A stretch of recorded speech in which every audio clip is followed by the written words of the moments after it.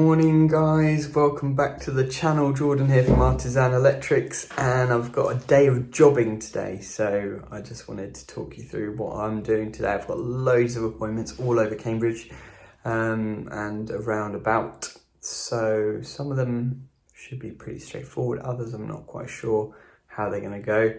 It's now 7:15 AM. I'm going to jump over to the wholesaler and just grab some stuff that I need for the day and for the coming days, and then head over to my first job, which starts at 8 AM, which is replacing a fan. So let you know how I get on. So I'm here at the first job of the day, and it's a fan replacement in a little ensuite that someone's got in an annex at the bottom of their garden.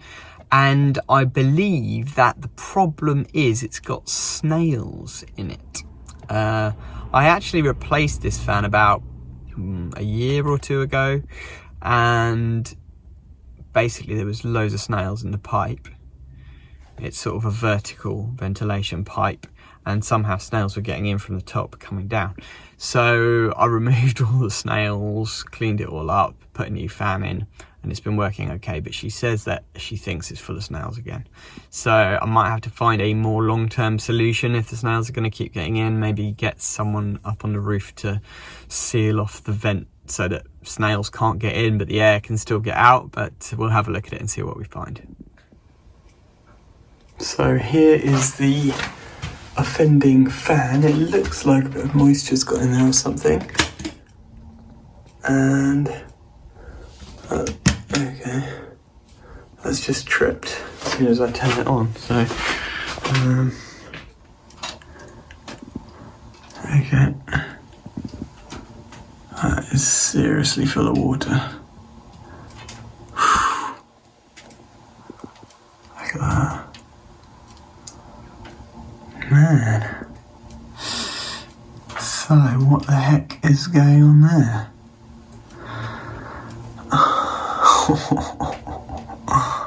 What a mess.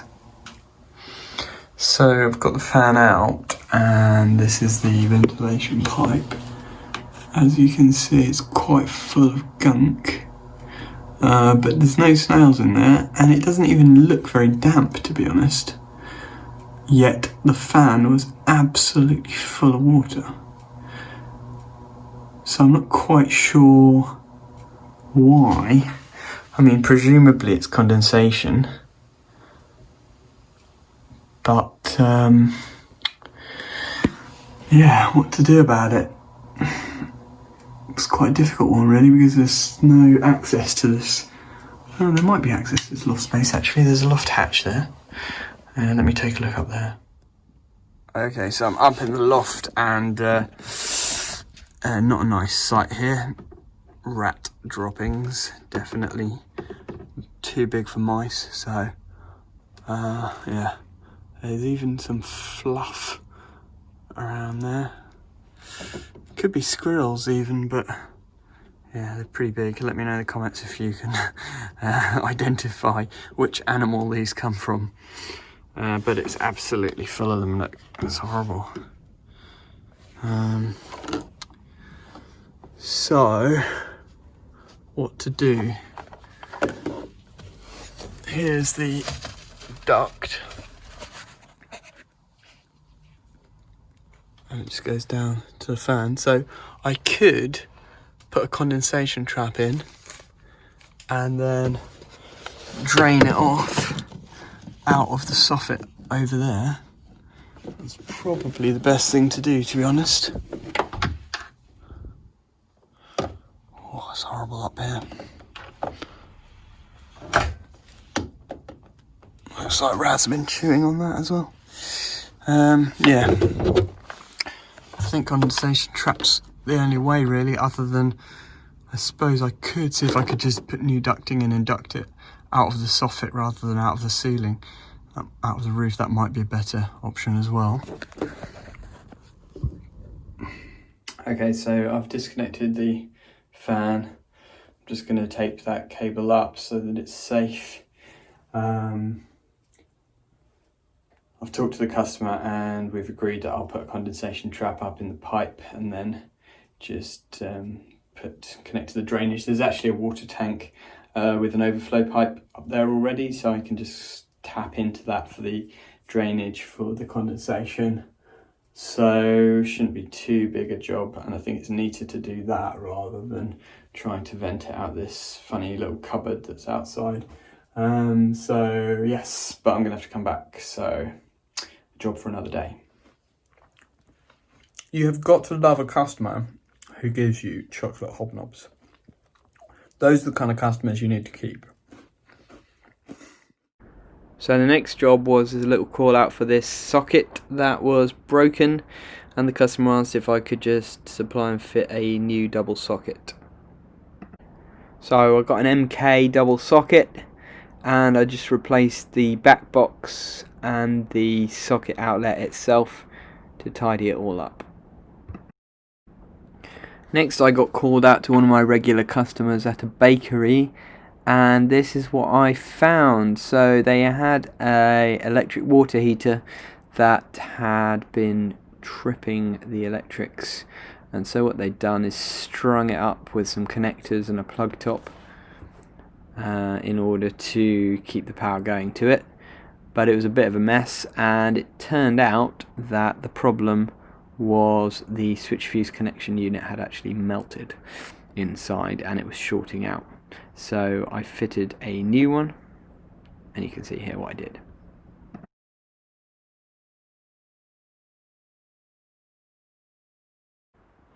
So the really annoying thing was that I didn't have a switch fuse connection unit on the van to replace it with, so I put a single socket in instead, and the single socket was actually for a pump for a kind of sink unit that had a funny drainage system. So I plugged the pump into that, and then the switch fuse connection unit I kept for the water heater.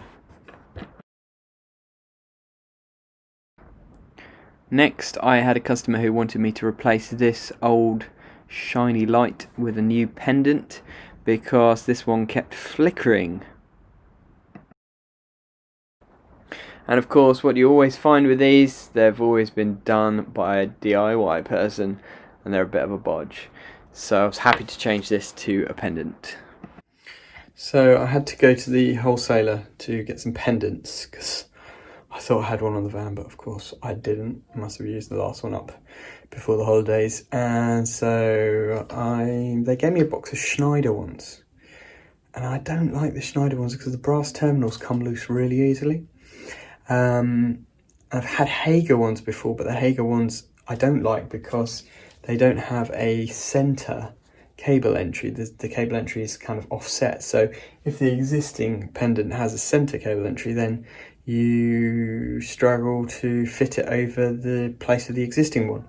So I went with BG ones, and bizarrely, because BG products are usually pretty poor, their pendants are actually really good quality. So yeah, let me know in the comments, what pendants do you guys like to use? Have you got a preferred brand? But yeah, I'm going with BG.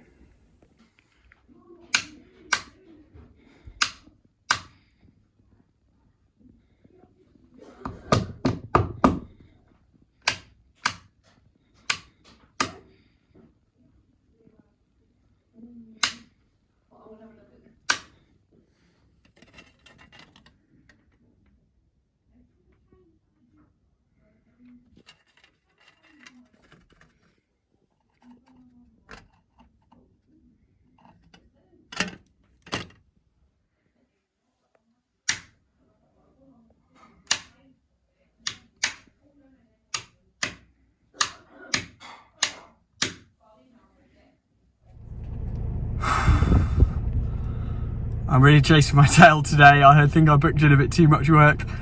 We've just finished that job changing the pendant and pull switch. The light switch was basically, there was a loose wire in the back of it. That's why the light was flickering, which is actually the whole reason why the original light was flickering, which is why she wanted it changed. But she wanted it changed to a pendant anyway, so it's fine. I've changed the light fitting, tightened up the connections in the switch, and I've changed the pull switch downstairs, so that's all sorted. It's now 5 minutes to 2. I've still not had any lunch but I've got an appointment at 2 o'clock. Faultfinding, which is 8 minutes away from here, so I'm going to rush over there, hope that will be quick, and then I can grab some lunch after that. This is my like 6th appointment of the day already, so yeah, it's a bit of a manic day, but sometimes it goes like that. The life of a jobbing electrician. See you on the next job. Okay, so I managed to get a McDonald's. I never usually do this, but I made my packed lunch today, made a salad. My wife's great, she usually does it for me, but she's away at the moment. And stupidly, I forgot to bring a fork. So I'm going to save my salad for tomorrow, and went for a Mackie D's Chicken Legend Spicy Salsa. It was just because I was literally driving past McDonald's on the way to this job, and I thought I'm just going to stop, I really need some food. So let me know what's your order of choice from McDonald's.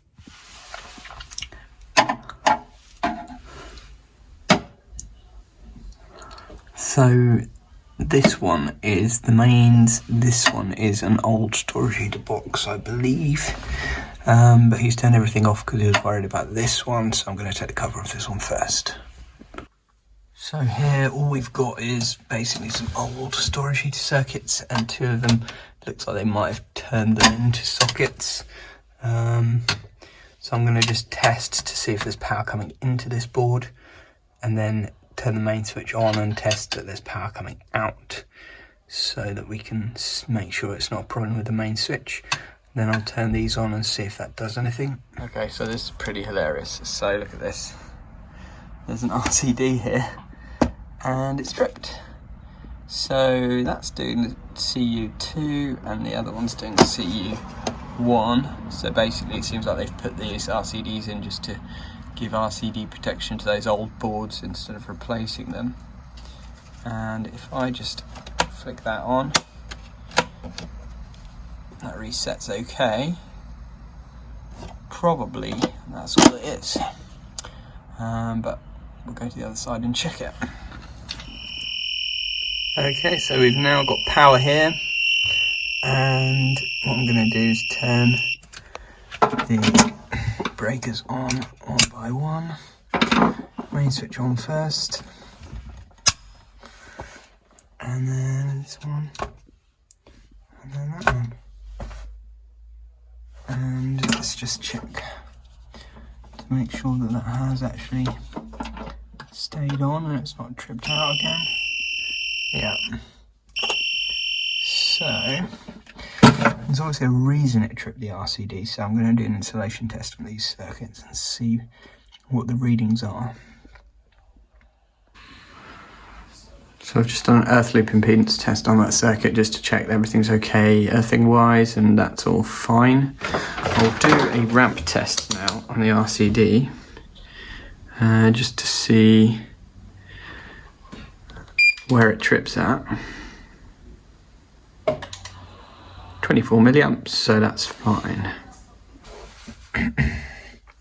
So I'm going to just turn the main switch off, turn those 2 MCBs off. I'm going to do insulation test live to earth, and I've got 200 and 200, that's good. I'll do neutral to earth as well, and just check that. And I've got 200 there as well. So everything's clear. So whatever the fault was, it's no longer there anymore.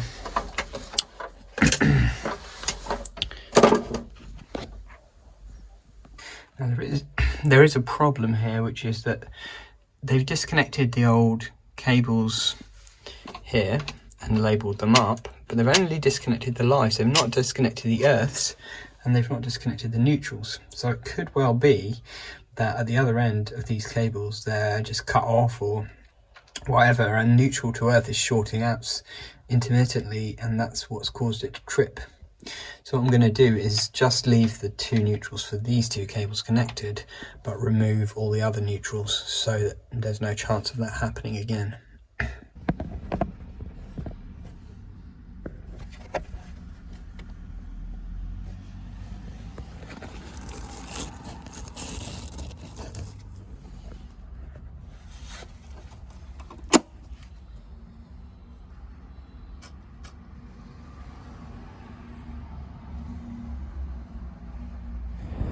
So it's another fault finding call out, and lady says the electrics have been tripping. Her lights are working, some of the lights, but everything else is off, so I'm going to go in and take a look and see what's going on. Right, well, let's take a look and see what's going on. So, would you like some tea? You probably don't have any kettle. Where I can boil a kettle. No, don't worry. Anyway, hopefully it won't take too long. So,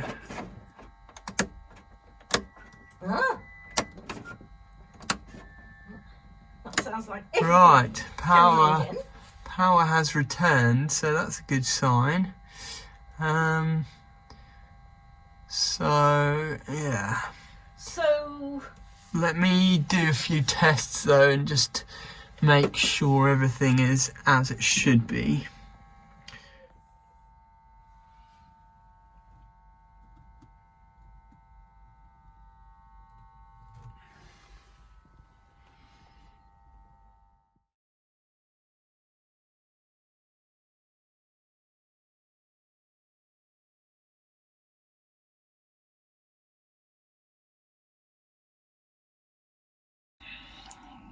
This is a nice feature. It's an emergency light in the cupboard.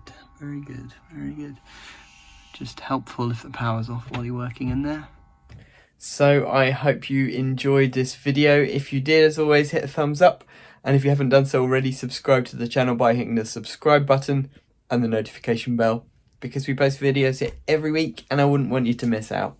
And if you'd like to check some of the links in the description below, you'll see some of my favourite tools. I've got an Amazon shop where you can see my whole toolkit.